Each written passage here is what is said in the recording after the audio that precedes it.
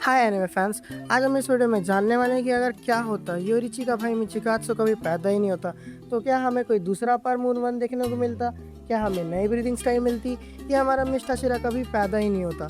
इन सब क्वेश्चंस का आंसर आगे जाके वीडियो में मिलने वाला है, तो stay tuned until the end. Start में हम देखते हैं कि मिस्टर सुगीकुनी और अकीनो सुगीकुनी जो कि योरिची के माँ बाप है वो बहुत खुश होते हैं क्योंकि योरिची पैदा होने वाला होता है। लेकिन कुछ टाइम बाद जब योरिची पैदा होता है तो उसके सर पे होता है एक डीमन स्लेयर मार्क, जिसे देखकर उसके पापा डर जाते हैं और उसे मारने का फैसला करते हैं। लेकिन अकीनो सुगीकुनी उसे भीख मांगती है कि मेरे बेटे को मत मारो, ये मेरा पहला बच्चा है और तुम्हारा भी। तो ये इस बात को सुनने के बाद सुगीकुनी मान जाते हैं, लेकिन एक शर्त पे। वो कहते हैं मैं इस बच्चे से कोई रिश्ता नहीं रखूंगा, जो करोगे तुम करोगे। उस दिन के बाद से योरिची अकेले रहने लगा और मोस्ट ऑफ द टाइम्स वो अपनी माँ के साथ स्पेंड करता और एक रूम में बंद रहता। और कुछ टाइम बाद उसे पता चलता है कि उसकी माँ यानी अकीनो सुगीकुनी को एक डेंजरस डिजीज है, जिस कारण से वो ज़्यादा दिन तक जिंदा नहीं रहेगी। ये बात जानने के बाद योरिची और सैड रहने लगा और पहले से ही वो किसी से बात नहीं करता था। उसकी माँ अकीनो सुगीकुनी भगवान में मानने वाली थी। कुछ टाइम के बाद अकीनो सुगीकुनी मर जाती है और अकीनो सुगीकुनी के बाद योरिची बहुत अकेला पड़ जाता है और धीरे धीरे डिप्रेशन में जाने लगता है। तो एक रात उसने डिसाइड किया कि वो अब इस घर में नहीं रहेगा और उसने एक लेटर लिखा अपने फादर को, जिसमें लिखा था डैड मैं टेंपल जा रहा हूँ। और वो उस रात चला गया। सुबह जब उसके फादर ने उस लेटर को देखा तो वो भागे भागे टेंपल चले गए, लेकिन टेंपल में जाके उन्होंने पूछे जाने पर कहा योरिची कभी वहाँ आया ही नहीं। योरिची के फादर ने उसे ढूंढने की बहुत कोशिश करी लेकिन उसे ढूंढ नहीं। लेकिन योरिची उसके दूसरे दिन ही शाम को माउंटेन्स की ओर जाते वक्त एक फील्ड में जाता है। वहाँ पे एक लड़की फील्ड में खड़े होकर पॉलीटोड्स के साथ खेल रही होती है और वो बहुत सैड भी होती है। योरिची ने उससे पूछा तुम इतने सैड क्यों हो?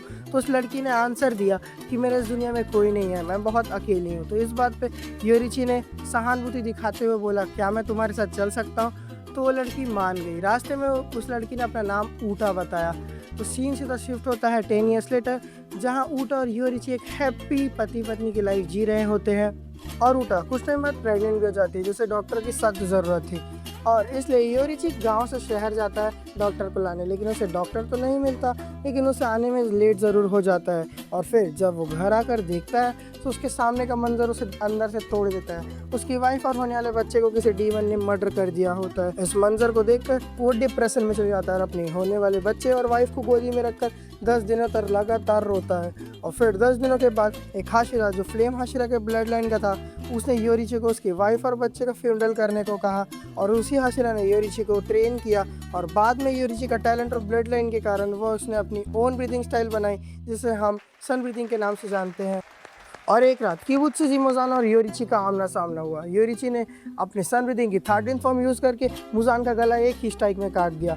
लेकिन मुजान को उस रात पता चला कि असली डर क्या होता है और मुजान ने अपने आप को 1800 पीसेस में ब्लास्ट कर दिया। लेकिन फिर योरिची ने अपने कटाना से टोटल 1500 पीसेस को काट दिया, लेकिन वो 300 पीसेस बच के भाग गए और उस रात मुजान सक्सेसफुल हो गया भागने में। उस रात योरिची को एक और डीमन मिली, लेडी तमायो, लेकिन वो अच्छी थी बोल के योरिची ने उसे जाने दिया।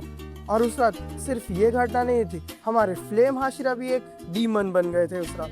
सबसे ट्रेजिडी वाली बात, इन सब चीज़ों के बाद डीमन स्लेयर कॉर्प्स ने डिसाइड किया कि योरिची को डीमन स्लेयर कॉर्प्स से निकाल दिया जाएगा। इन सब हादसों के बाद योरिची यूं ही भटक रहा होता है। तभी उन्होंने तांजीरो के एंसेस्टर्स मिस्टर सुमियोशी और उसकी प्रेग्नेंट वाइफ को डीमन के अटैक से बचाया, जिस कारण से तांजीरो के एंसेस्टर्स उसके बहुत थैंकफुल थे। वहीं से तांजीरो के एंसेस्टर्स को मिली हानाफुडा इयररिंग्स, सन ब्रीदिंग की लेगेसी, जिसे हम हिनोकामी कागुरा के नाम से जानते हैं। और आगे चलकर योरिची बूढ़ा होकर मर जाता है। मोस्ट इंटरेस्टिंग बात, अगर मिचिकात्सु कभी पैदा ही नहीं हुआ तो हमारा मिस्ट हाशिरा कभी पैदा नहीं होगा। क्या ये बात सही है? तो हाँ, ये बात सही है, क्योंकि योरिची की ब्लड लाइन वहीं पे ख़त्म हो जाती।